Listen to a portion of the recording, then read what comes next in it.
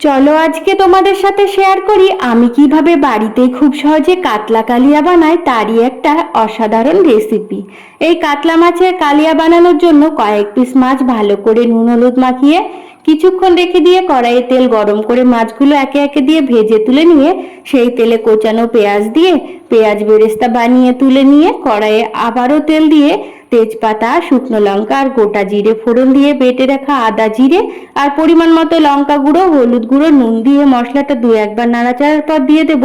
পেঁয়াজ বেরেস্তা বাটা, ফেটিয়ে রাখা টক দই। এবার এই মশলাটা ভালো করে কষিয়ে গরম জল দিয়ে ফুটে উঠলে ভাজা মাছ আর কয়েকটা চেরা কাঁচা লঙ্কা দিয়ে কিছুক্ষণ ফুটিয়ে পেঁয়াজ বেরেস্তা আর গরম মশলা গুঁড়ো দিয়ে নামিয়ে নিলেই তৈরি কাতলা মাছের কালিয়া, যেটা আমাদের বাঙালিদের কাছে দুপুরে ভাতের সাথে খাওয়ার মতো পারফেক্ট একটা রেসিপি। তাই তোমরা চাইলেও অবশ্যই একবার বাড়িতে ট্রাই করে দেখতে পারো। ছোট থেকে বড় সবাই এই মাছের কালিয়াটা খেতে